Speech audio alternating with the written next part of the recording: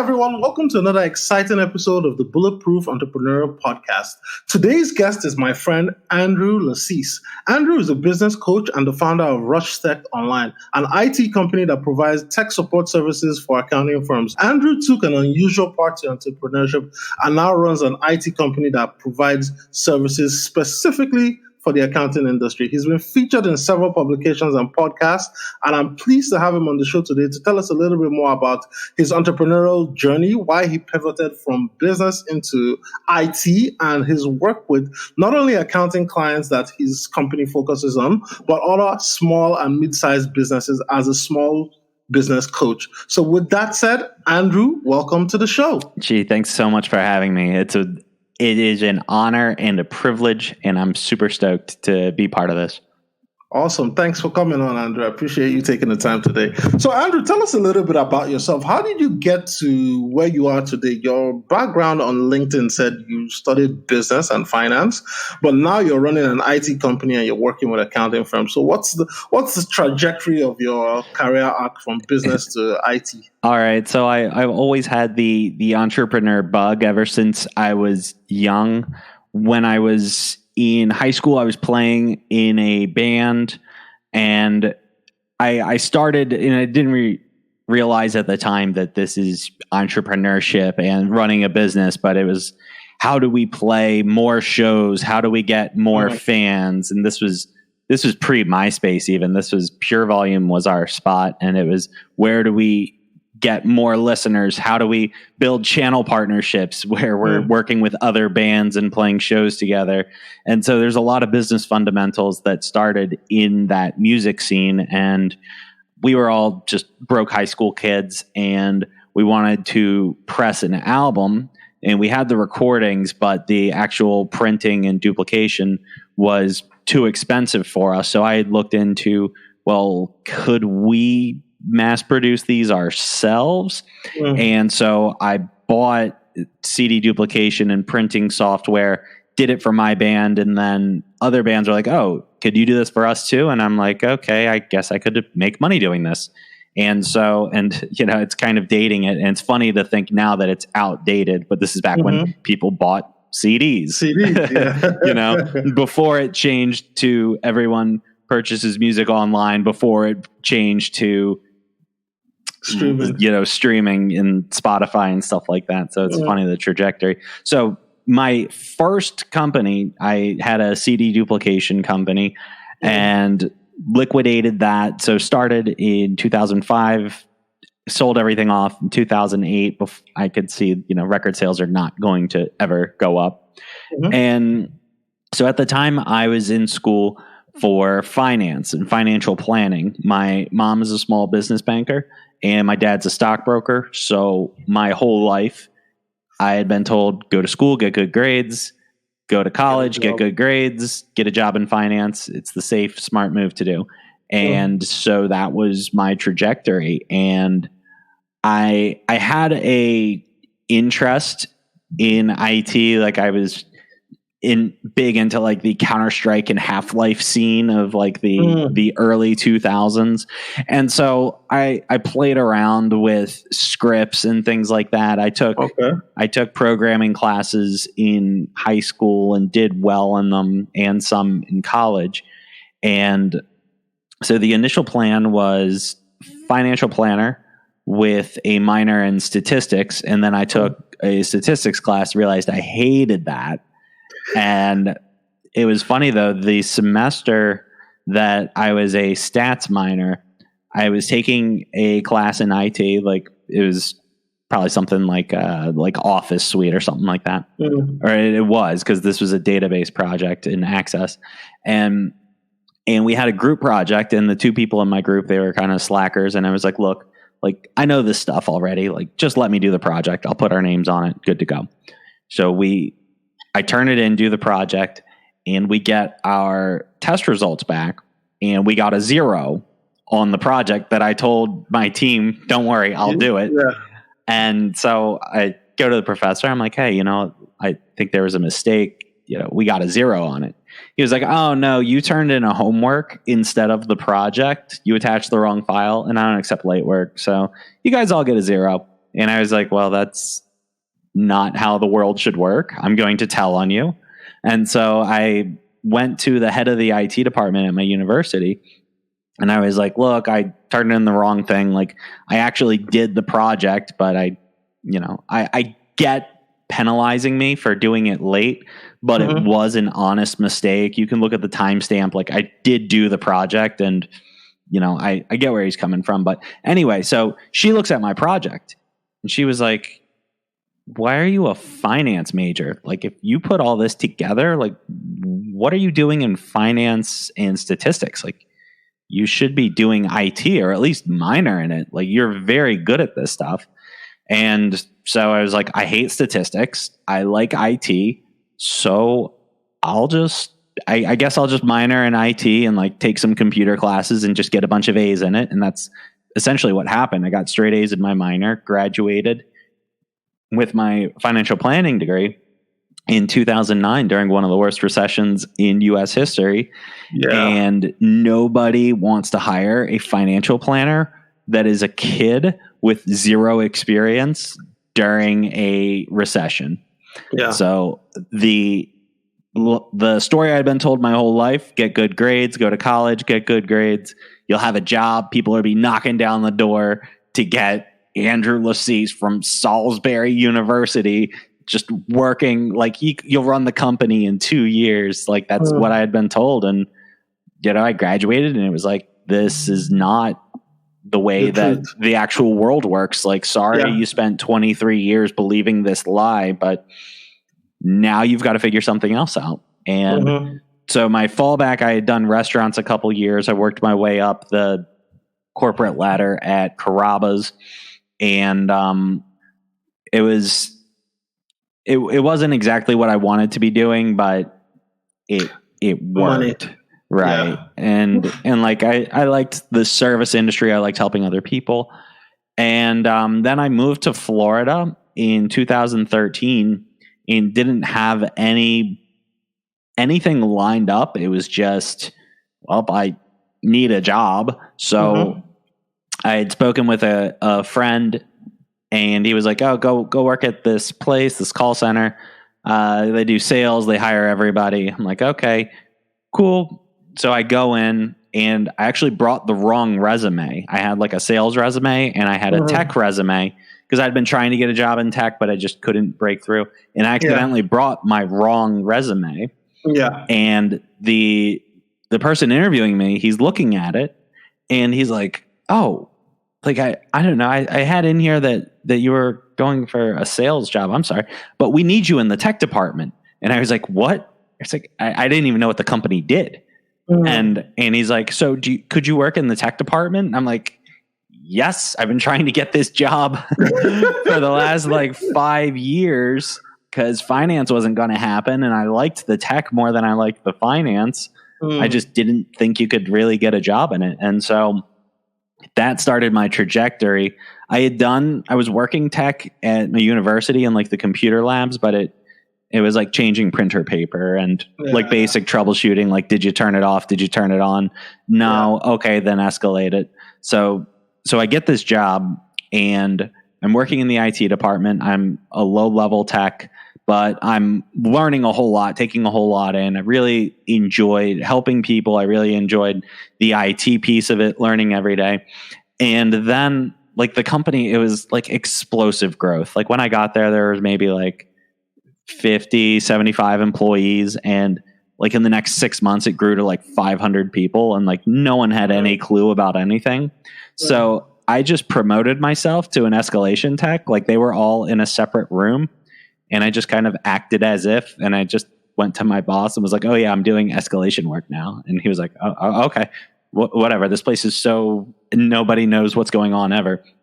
So I just got a higher level job, didn't get a raise or anything, but I learned so much in that position. And then some friends reached out. They were like, hey, we're starting a tech company.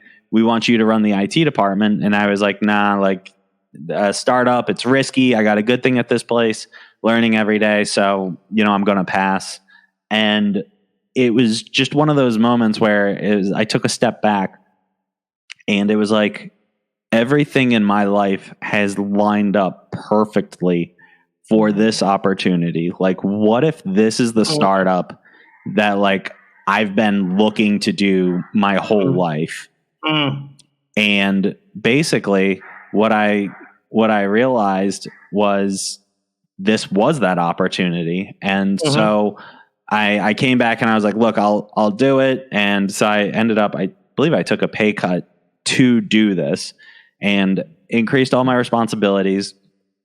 But I was day one, new startup, running the tech department, full everything. Like I get to choose everything, how it all works, what the workflow looks like.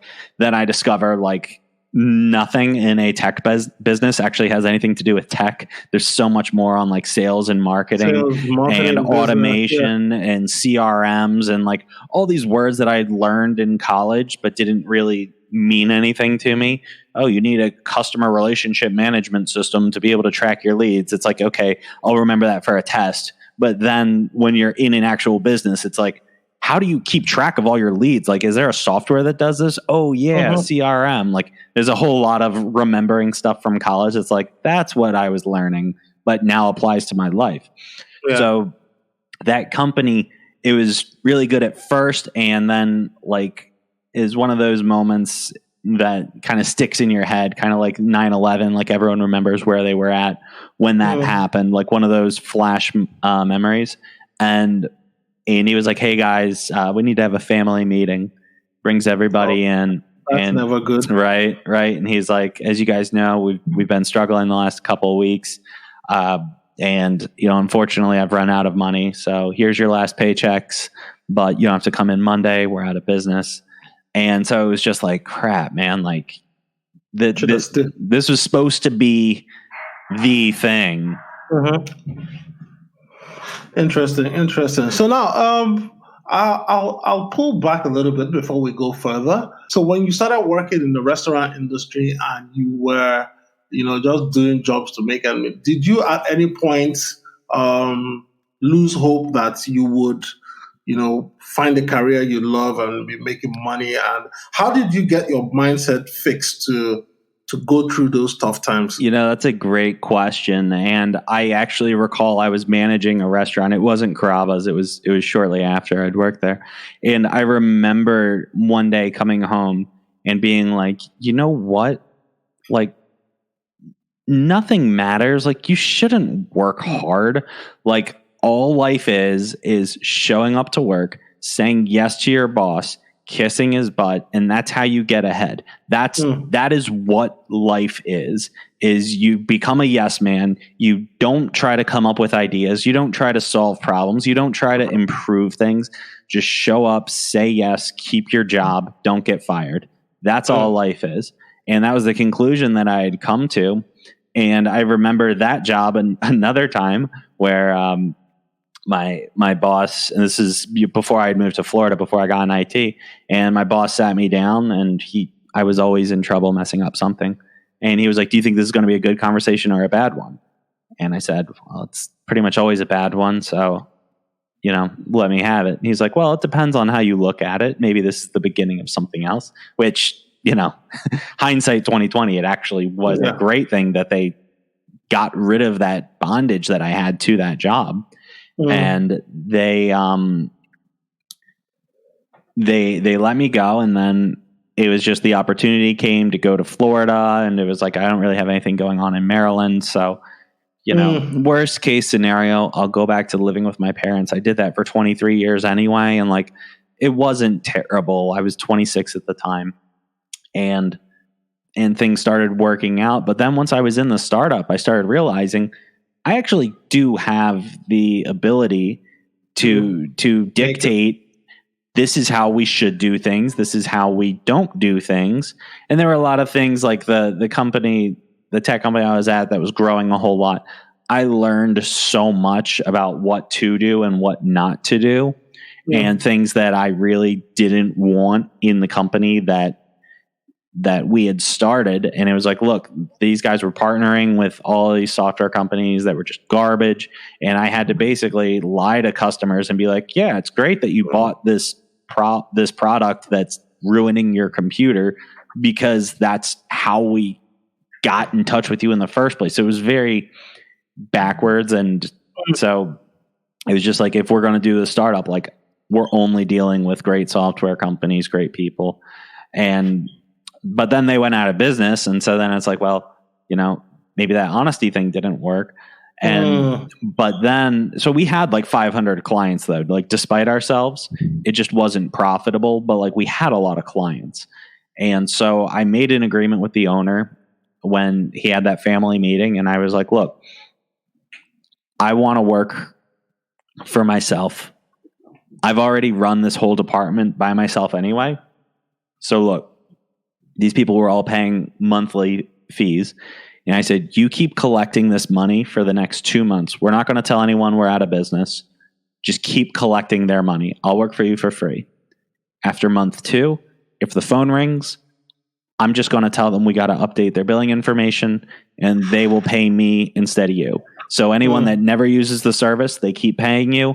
Anyone that does use the service, they'll pay me. So it was a good situation for both of us, because I didn't have any way to acquire customers, but the ones that were calling, they all liked me. They were doing business with me. So whether or not the company was called Rescue Tech or Rush Tech, they didn't care. They wanted to be doing business with Andrew. Yeah. So once I started realizing like I can do this, and it was just me in my living room, and I knew nothing about running a business, but it started kind of clicking how all these things come together. Exactly. And then the piece that really started putting gasoline on this fire was I had a friend that was working at a competitor, and he was like, you guys had 500 customers and the only ones that are paying you are the ones that use it all the time. So it sounds like the old owner got it pretty good. Like, he's not paying you anything.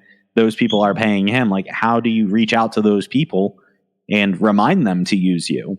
And I had never thought about that before. And so the first year, when it was pretty much just me, we did 36,000. And then year 2, when we started focusing on sales, and there were a ton of merger acquisitions where people were like, hey, you did that with Rescue with 500 customers. Could you do it with 60,000 customers? And so we had a lot of giant opportunities. And so year 1 was like 36,000. Year 2 was almost 2 million. And it was, you got to learn real quick when you change from a 5-figure to a 7-figure company, because it's not the same thing. And hiring people, hiring friends, hiring managers, firing friends, dealing with upset clients, dealing with raving clients, dealing with insurance, dealing with unemployment, W-2. When it was my friends, it was 1099s. Now there's laws, because it's not just Andrew in his living room. But I was forced to learn all these things, and it was a great learning experience. So now talk a little bit more about why you decided to focus specifically on the accounting industry, because to me it seems like, you have a good thing going. IT, pretty much like accounting as an industry, IT kind of is one of those infrastructure industries where every business, whether it's financial, accounting, legal, they all need IT services. Accounting, manufacturing, IT, whatever, you all need accounting stuff. So why did you decide to just pivot into that one specific area? Because to me, it doesn't seem obvious right away that accounting will probably be the best or the highest need for IT tech support services. Sure. So the kind of your description is the exact reason why we pivoted. And what you had said, everybody needs IT, right? And when everybody needs it, then it becomes a commodity. And when it's a commodity, then people are more prone to be price shopping. And so we have to devalue our services, because the guy down the street that also has tech in his name is willing to do it for half price because he doesn't have the overhead that we have. And, we could sit there till we're blue in the face about why you shouldn't hire some kid that has no idea what they're doing, because your business is more important than that, blah, blah, blah, blah, blah. But at the end of the day, we'd be losing out on clients and then kind of fighting to try to prove our value, where when we took a step back and realized like our accounting clients, they go through a lot of the same stuff that we go through, where they're in an industry that gets commoditized. People say, well, this accountant will do it for cheaper than you. It's a race to the bottom. And so there's a lot of parallels in our industries. And with my background in finance, I had done an internship with the IRS in the Volunteer Income Tax Assistant Program. And so I personally have more experience in the accounting field than anybody else. I mean, not anybody, but like 99. Anybody else that you were competing with at the time? 99% of tech people versus me, I probably know more about accounting than they do because of my unique background in finance and in accounting and having run a company before. So I was in a unique position to where I didn't want to be everything to everybody. And we look at the accounting profession and it was like, this makes sense. And then they released publication 4557, which specifies details on what cybersecurity needs to look like in an accounting practice. And most tech people were not aware of this, but we were aware of it. So we have this differentiator that we actually know more about the accounting space than our competitors, which then puts us in a unique position of being the experts in our industry. And it's less of a commodity. It's not you're the general practitioner. It's we're the brain surgeon. And if you've got a tumor and you need someone to perform brain surgery, are you going to price shop and try to get the general practitioner? Or are you going to get a brain surgeon that can handle your specific issue? And so we position ourselves that way. The accountant area versus anybody else, it really was just, it made a lot of sense. And the great thing, I mean, you know, you get on podcasts because of your wins, but you get to where you're at because of just countless failures. So, you know, the failures aren't the things that are making the highlight reel. Like the accountants were probably like the fourth niche that we had tried. Because it was like, we'll do dentists. And then it's like, we hate working with dentists. And then it was like, we'll work with chiropractors. We've got a bunch of chiropractors just randomly. And then it was like, but then we've got to deal with all this stuff with HIPAA. And like, we're just not equipped for like these super high level things. And then it was like, we'll work with lawyers. And it's like, everybody has tech for lawyers. And there's a million different kinds. And then it was like the accountants, CPAs, the enrolled agents, like this actually makes sense and we can speak their language and they speak our language. And so communication with them has been a lot better. And so that was really kind of how it all came together. And then IT for accountants, you know, we're not taking on, like at one point through channel partners, we were getting 100 new clients per day. And it is very, very crazy. Anyone that's been in an explosive growth environment where you have to go from 10 to 30 employees overnight and then 30 to 50 overnight in order to keep up with demand. Like it's very, very stressful and everybody has these specific needs and there's some techs that know things and others that don't. And then it was like, if we consolidate this, we're not going to be fighting the, well, this guy will do it for cheaper. That doesn't exist anymore. Well, maybe it still exists, but not in the same way. To a lesser degree, yeah. Because when we position ourselves as the experts in the field and we can back it up, they're less likely to leave anyway because our offering is tailored specifically to them and not tailored to here is what everybody gets and this is good enough for everybody and this is the only way we can. So, you know, we get specialized things with random nuanced issues with like Drake accounting that like other tech companies, if they said Drake accounting, they'd be like, what's that? Whereas for us, it's like, you're the third Drake issue that I've dealt with today. Okay. So getting specialized. And to remind everybody listening to this, Drake accounting is not Drake the musician's accounting.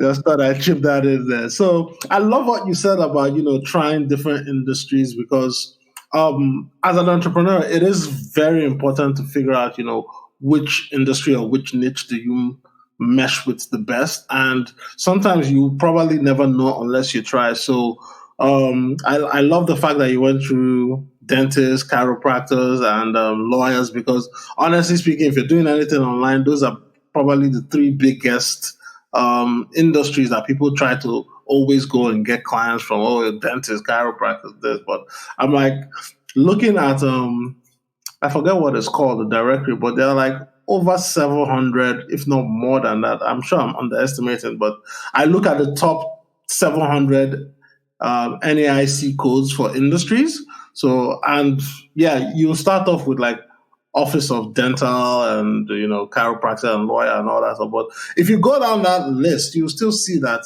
the accounting industry has, like in states, for example, over 1 million businesses are accounting industry. So if you're going to specialize there and you figure out something you can do for that particular industry, even if you have 200 clients in that industry paying you maybe 1,000, 2,000 a month, that's still a very, very good income. Right. As opposed to trying to chase every other person to come in. You can get market penetration and you can focus on where they are looking. So there's certain trade shows that make sense for us to go to. It's not, and I mean, here's a wonderful failure. We tried going to our first trade show was like a corn festival.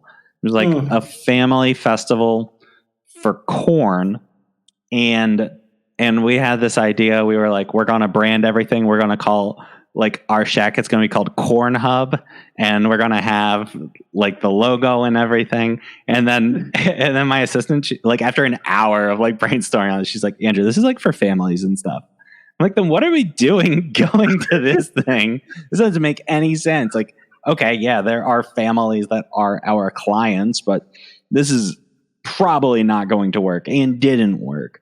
But we're trying to be everything to everybody at that point. Yeah. But trade shows for accountants and working particularly with accountants and vendors in the accounting space and partners that are working in the accounting space. And, I've been like a featured panelist on things put on by like QuickBooks and spoken with partnerships with like Xero and all these things. It's like way bigger than when we were, even though our company was bigger, we didn't have any penetration. We were just a big company that was, on fire all the time because there were 1 million problems because everybody had unique problems. And, we did very well for how insane it was. But when we took a step back and really, really focused, and it was like, how can we penetrate this market and have a unique value proposition that other people can't just replicate? Like there's hundreds of pages of cybersecurity law for accountants. Yeah. So it's not like you can just Google like accountant IT best practices. Like there's so much that goes into it. And then like the more you learn, the more you realize you don't know anything. Yeah. So we'll have companies, other tech companies paying us for consulting to do IT for accountants for their clients. Nice. Because we can help more than they can. And so then we get partnerships with companies, other tech companies. Like we're not trying to steal their clients, but they can't provide the level of service that they need. So when you position yourself as the expert in a specific industry and you get to learn what their pain points are, and you're talking kind of to the same person over and over and over, it's not that we are not equipped to handle the lawyers and the chiropractors and the dentists. Like we can still apply our operating procedure to any industry, and it's going to work better than someone that is just kind of jack of all trades. Because there have been times also where we'll go into an office environment, and from an IT perspective, they're doing a great job with cybersecurity and stuff. From a compliance perspective, what they're legally required to do, they miss almost every single box. So it's like, it's not the tech's fault for not specializing in this, but if something were to happen, there's a data breach, and then there's all sorts of fines and fees. I think Aetna just got fined like $1 million in penalties for a data breach because they didn't handle it correctly.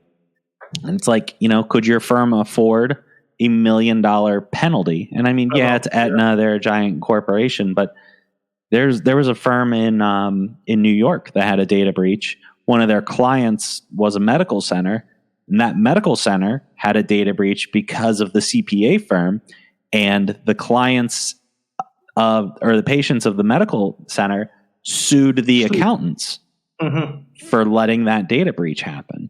So there's a whole lot at stake, and it's kind of like, well, I always leave my front door unlocked because nobody's ever trying to come in. And it's like, how many times would it be enough for someone to come in and rob you for it to be like, maybe we should lock the door?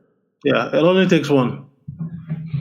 Yeah, and unfortunately, a lot of the calls we get are after the one has happened, and then everything's on fire. But, with our clients, after like the first couple weeks when everything is operation as normal, way easier to service them, way easier to do proactive protection, way easier to perform our job. And when all of our clients look the same, we're able to triage the problems that they're having. We understand that the week of October 15th, why this is a very important week for our clients, whereas all of the previous tax deadlines, it was just, well, it's another day because it's just another day. So the accountant that needed us that day, it was like, well, you only pay for this service, so it's gonna take a while. I'm sorry, but that's what you signed up for. Whereas this year, it was if anybody has CPA or EA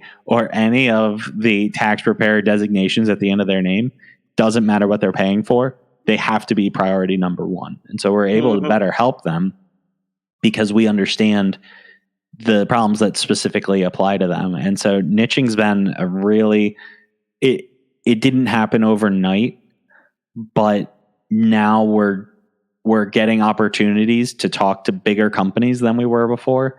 And it's less commoditized because they're coming to us because they want the best, not because they need something. Yeah.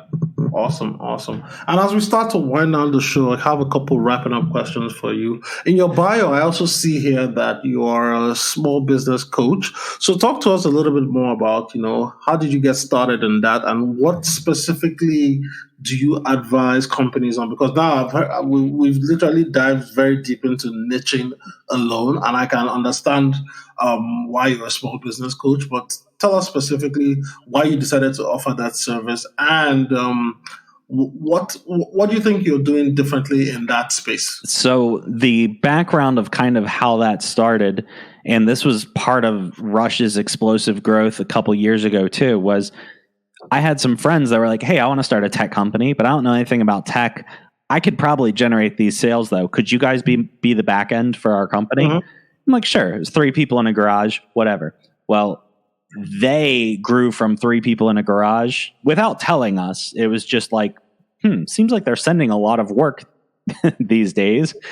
They went from 3 people in a garage to 40 people in a call center in a very, very short time. And like, I had been working hand in hand with the owner to get him to recognize some of the pitfalls of running an IT company and what he should be doing, what he shouldn't be doing, some of the lessons that I had learned, where it was like, you are going to see this quick money. Don't do it. It's a trap. But he's like, well, I want to do this. I want to do that. And I'm like, look, here is my path. Follow my roadmap to success. And so I helped 3 other companies. 2 of them grew to 6 figures, and they were run. One of them in particular was run by just nice guy, but like actually it was 2 owners, and they had no clue what they were doing. And we grew that company to almost $1 million. And I was showing them the ropes. And so I had built several. Hold on a second. So were you providing the back end while they were just making the sales on the project? So basically their company is not necessarily fulfilling the work. They're just like a sales company with a direct link to you to do the service. Yeah, it is kind of like a high level, like fulfillment by Amazon. type deal, except for we had a very strong non-solicitation clause. So all those customers that we did work for then became our customers. And so it was another merger acquisition, just like, hey, you were with Rescue Tech, now you're with Rush. It was the same exact thing. Hey, you were with these guys, now we're called this. It's the same person. So we were able to get a ton of clients through that exact same method. Yeah. But as far as the business coaching went, it was like every time I talk to these people, they're kind of under the impression of running a business is just what I see on TV. And there's so much more to it. And so these guys were entrepreneurs. They had it in their blood. It wasn't that they weren't willing to work hard, but they didn't know really how to run a company. And so I was showing them. And then the coaching bit started because I realized, like, I grew all these companies. I didn't get any money from them. I mean, their companies grew and then I acquired their customers. So, it paid out in other ways. But I had someone that came to me. It was actually the handyman that was at my house. And he was like, look, man, like, I see the numbers that you're doing with Rush. Like, how do I do that? Like, weren't you just a guy in the living room doing tech and now you've got like all this stuff going on? Like, how do I do that? And I was like, well, I mean, it's a service industry, so there's a lot of similarities again. And he was like, how much do you charge? And I was like, I don't, $100 an hour. And that started, and he grew his company this year. His goal was to do $1 million this year. He hadn't broken 100,000 when we started working together 3 years ago. He hadn't broken 100,000 before that. This year, if there were not the dip from COVID, he's on pace to do like 970. There was the dip in March, so we're trying to, how do we find an extra $30,000 in November or December to make it up, an extra 15,000 each month.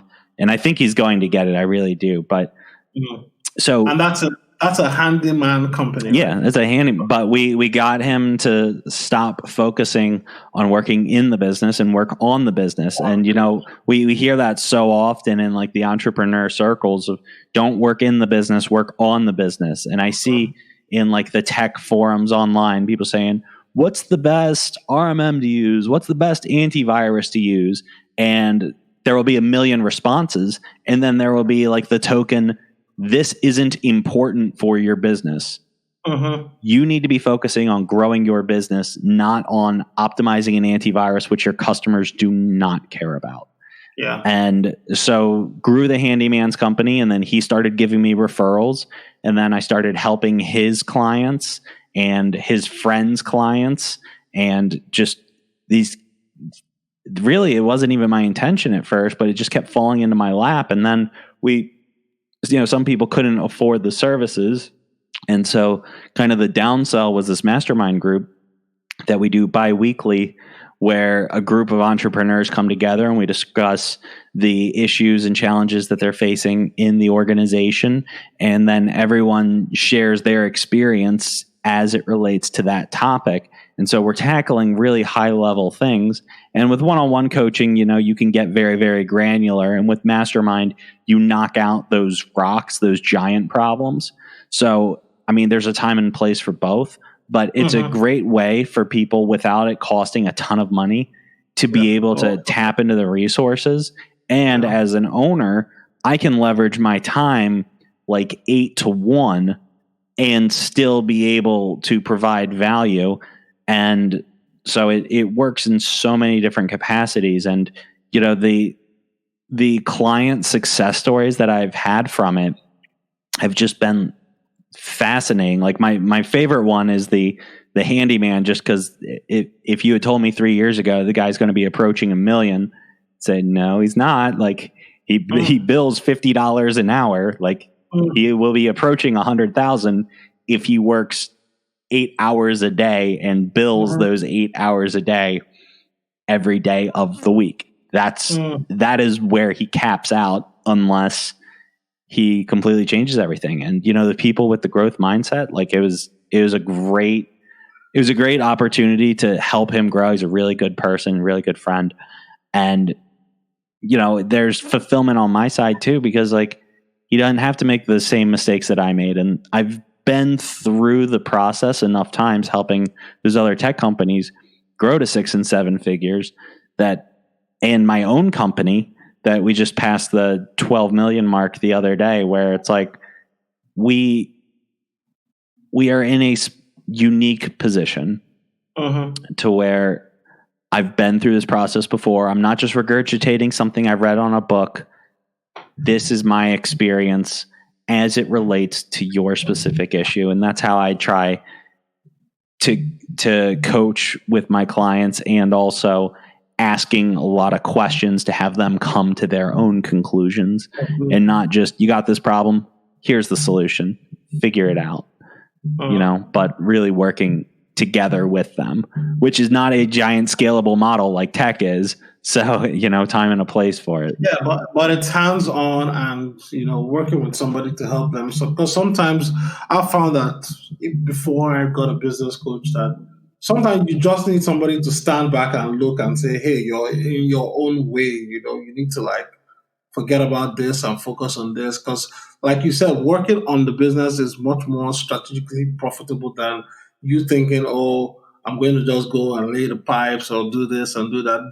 Those are like low dollar value work that you can literally get anybody to do. But the strategic thinking of, okay, how am I going to position myself in this market to take up more clients or to get more people to find me whenever they're looking for a specific problem that maybe my other competitors are not focused on in SEO because they just don't know about SEO. And since I know about SEO, I know that, okay, solving this particular problem is only going to take 15 minutes, but I can charge $1,000 for it. And I would rather focus on doing that than as opposed to selling the regular thing that everybody sells. And while it will take a long time, it's really, really very unprofitable for me.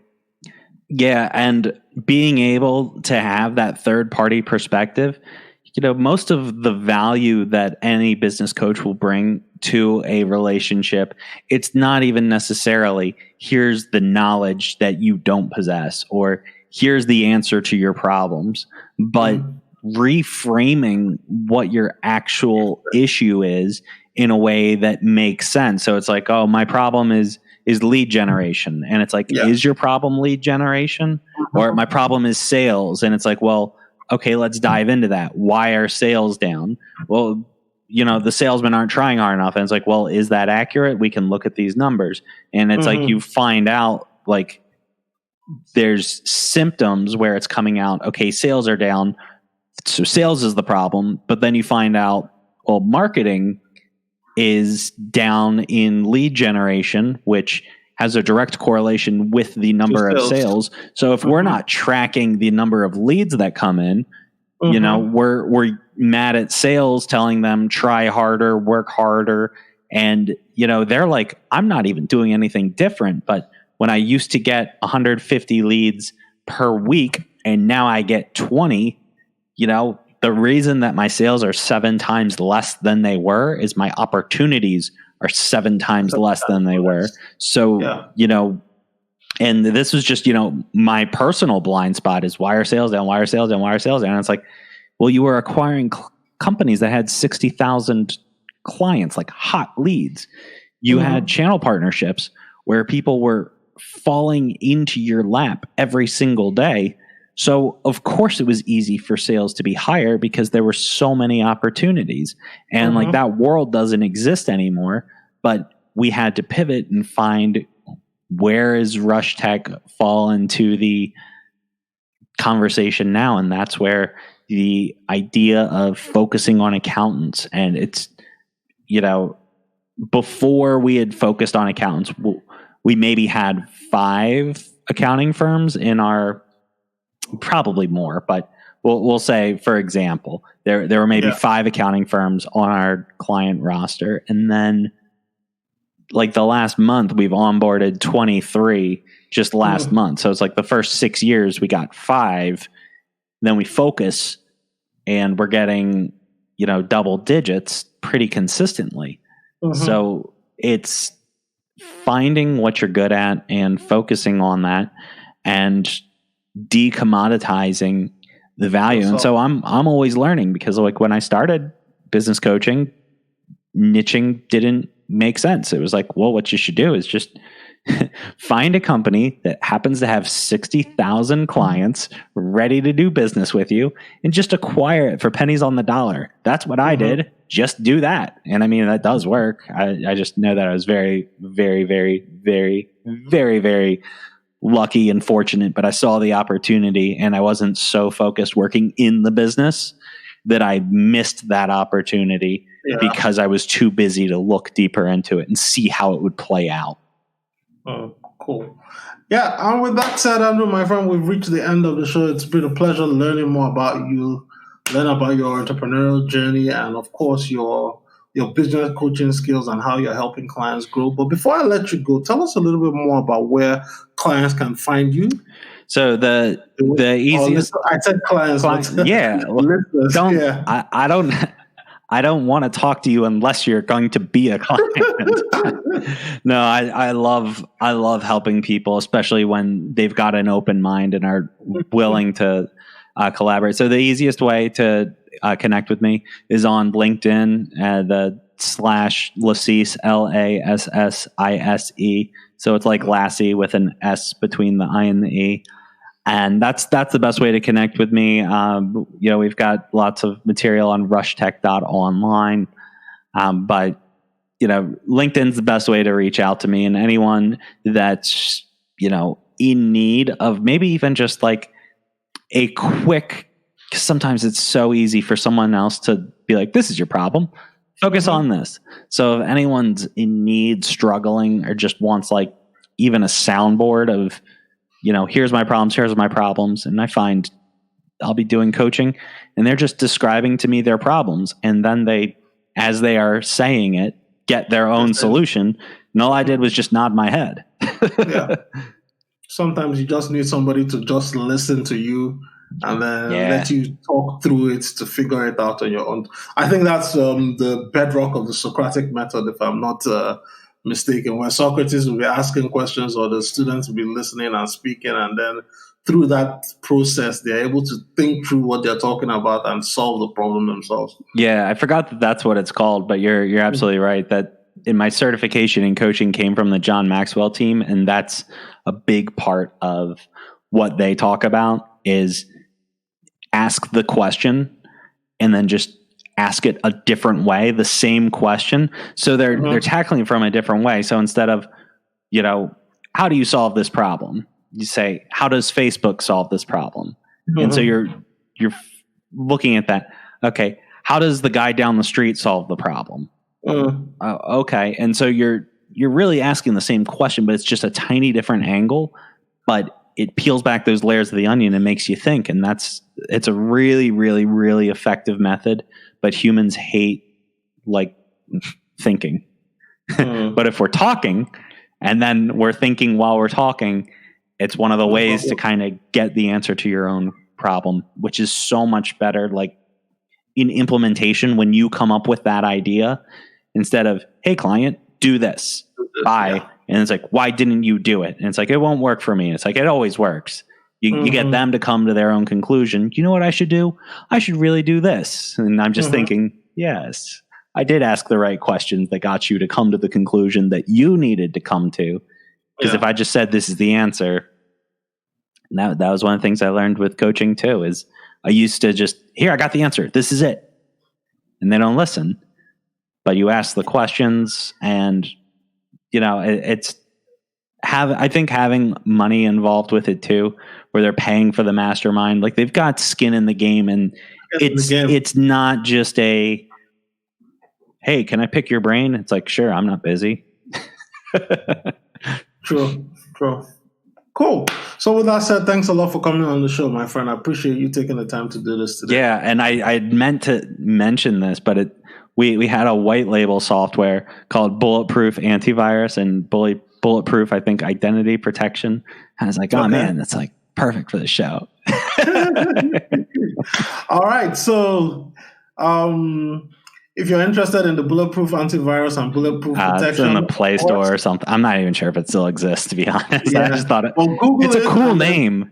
It's the Connect coolest with Andrew. name. She's got the best podcast name. Connect with Andrew if you want to learn more about what he's doing. So with that said, thanks, and I'll see you all guys once again on the next episode of the Bulletproof Entrepreneur Podcast.